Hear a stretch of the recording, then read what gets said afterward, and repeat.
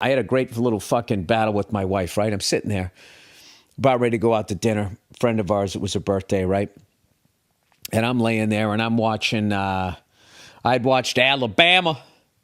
Roll Tide Roll over them fucking rescue dogs of Georgia, the Georgia Bulldogs. I was rooting for Georgia, you know, because I'm just not, I mean, I've always loved Alabama, and I've always, you know, got to respect Nick Saban. I loved Alabama back when they had Bear Bryant, but like I didn't watch college football for a long time. So when I came back, just to give you the backstory, just in case you're new to the podcast, I wasn't going to just bandwagon and jump on the juggernaut that is Alabama football, but I have respected them. So,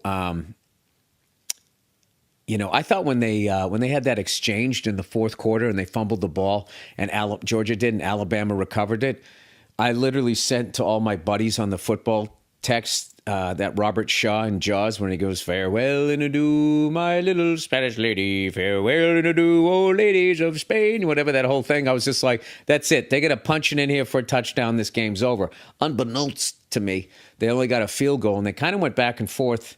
You guys saw the game. So they won it. I mean, unbelievable. I'm telling you, there's an unwritten rule. Alabama can only have one loss, and they have to be in the playoffs.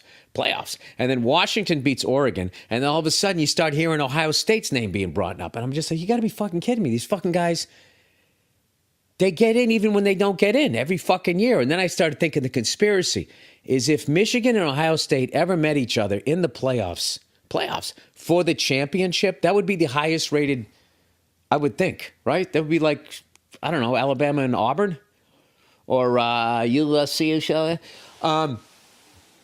So I'm watching the Michigan-Iowa game, which once again, the under came in. Got to give a shout out to my buddy in high school. Keeps telling me the Iowa under. The Iowa under this year. And ever since he told me that, it was 27.5. The Iowa under came in. It was 25.5, the lowest over-under. College football history. Final score, 13-10, 23 points. You're a winner.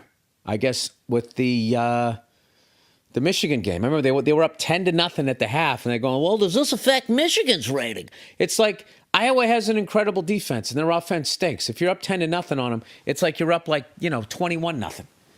It's like 3 goddamn scores there. So, Bill, are you going to get to the part where you had the fight? Yes, I am. So I ended up, I don't know, they went to some sideline reporter, this lady who does a wonderful job or whatever. I got to say this because, so she's sitting there going like, and Jim Harbaugh was saying at the half, I asked him about this player on Iowa, and, he said he didn't hit me. He still didn't have an answer for it. And I yelled to the TV. I'm like, well, he's not going to fucking tell you, sweetheart. Why would he say on TV what he's going to fucking do? And then I just was like, I just don't fucking get. This is like football. This was a way to get away from women. And now they're all over the place. Like they fucking, you just can't get away from them. And I go to Nia. I'm like, why can't they just fucking, why don't they do the WNBA in women's sports and just have all the guys do guy sports? We'll watch our shit. You watch your shit. We'll be away from each other. Absence makes the heart grow fonder. And she's like, do you know how ignorant you sound right now? And da-da-da-da-da. Starts reading me the riot act. So you know me. I'm like a fucking ginger Wolverine. I just dig in. And I go even harder. And I basically started making the points I made in my fucking bit. Going like, why? Whatever. That thing I did on Red Rocks. Whatever. Long story short. How the fight ended. I just looked at her. And I go, do you realize how far feminism has come that I literally have to sit here and act like I'm excited that there's a woman on the sidelines at an NFL football game? I have to pretend that I'm happy about that. I'm not like overly upset about it, but like, she goes, well, why don't you like him there? I go, because the coach has to change his fucking demeanor because he's talking to a lady. I liked when Parcells, when a guy would ask a dumb question, he'd go, what did you say, you stupid fuck? I'll rip your dick off and feed it to your mother, right? Next question. Whatever he used to say.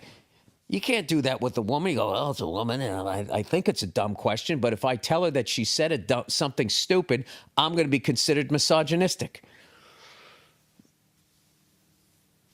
There's got to be a place. Where can you go? You know?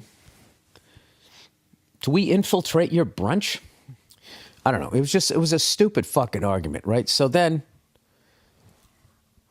it's just like, we're experienced. We're an experienced couple at this point. So she's just are we really going to do this before we go out and bring this energy to dinner? And, in my head, I said no, but I didn't say anything to her. So then she starts going like, like when they're over it and you're not quite over it, and then they just start to have like a fucking like small talk conversation, trying to like bring it around like, you want to do maybe some Christmas shopping for the kids tomorrow? And I'm just like, yeah, all right, cool. Ask me a couple more set questions. I'm just like, yeah, all right, cool, but I'm not looking at her. She's like, are you like still mad at me? And it's like, well, I'm not happy. I'm like, no, I'm over it. She goes, well, you're not looking at me when you're talking to me. So I just fucking look at her and stare at her. You know what I mean? It's just like, why don't you just get some batteries and put them in my back and just fucking remote control me? I don't know. It was just one of those things where, it was stupid. I shouldn't have said it. I fucking said it.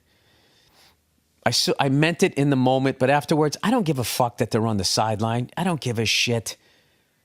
I really think, I don't think anybody should be on the sideline. I don't like when the guys run I like the mystery of it.